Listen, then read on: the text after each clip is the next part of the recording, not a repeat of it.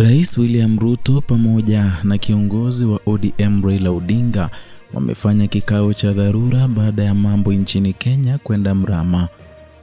Hujambo na karibu kwa taarifa zetu za Kenyascope, na tafadhali kumbuka kusubscribe.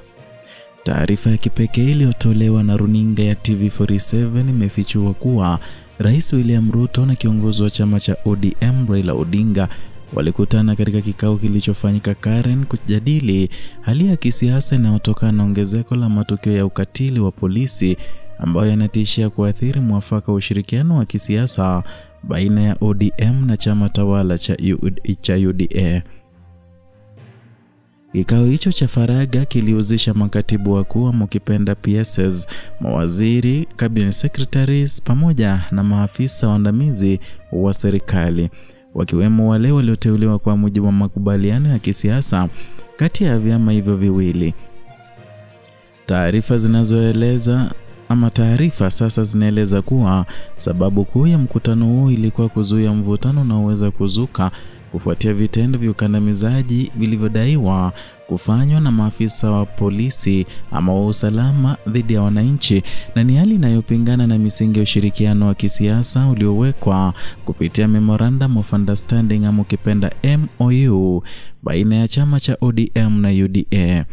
Na katika kikao hicho Raila Odinga alielekeza viongozi wa ODM walioko serikalini kuendelea kutekeleza majukumu yao kwa ufanisi na kwa mujibu wa dhamira ya serikali ya muungano mpana, akisisitiza kuwa swala la ukatili wa polisi litatatuliwa kupitia taratibu rasmi. Ujumbe huu unalenga kutuliza hali ya sintofahamu ndani ya ODM ambako baadhi ya wanachama wameanza kuonyesha dalili za kutoridhishwa na mwenendo wa serikali kuhusiana na haki za raia na matumizi ya nguvu yasiyozingatia sheria. Na kwa upande wake Rais William Ruto alisisitiza umuhimu wa kuendesha serikali kwa mfumo mmoja ulioshikamana, akionya dhidi ya tabia ya baadhi ya viongozi kudharau au kukosoa wizara zinazoongozwa na wanasiasa kutoka mirengo tofauti ya kisiasa. Ruto alisisitiza kuwa licha tofauti za kiitikadi, ni muhimu kwa serikali kuonekana kuwa na msimamo mmoja kati ya utekelezaji wa sera na utoaji wa huduma kwa wananchi. Wachambuzi wa siasa wameeleza kuwa mkutano huu ni ishara ya tahadhari inayochukuliwa na viongozi wa pande zote mbili ili kulinda ushirikiano wa kisiasa uliojengwa na uangalifu mkubwa.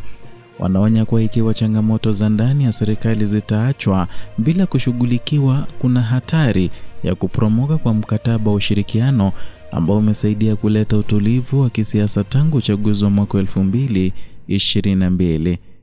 Tukio hili linajiri wakati ambapo shinikizo la umma dhidi ya matumizi ya nguvu ya polisi limeongezeka na kufuatia matukio ya hivi karibuni yaliyozua hisia kali katika maeneo kadhaa nchini.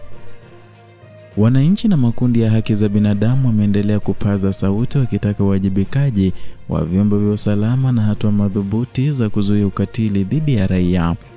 Ila kwa sasa hali ya kisiasa ndani ya serikali ya muungano wa ODM na UDA inaonekana kuwa katika mizani nyeti. Mkutano wa Karen unaonyesha jitihada za juu za kuhakikisha mabadiliko ya kiongozi wa utendaji serikalini yanayoendelea kufanyika kwa msingi wa maelewano, mshikamano na kulinda maslahi mapana ya taifa.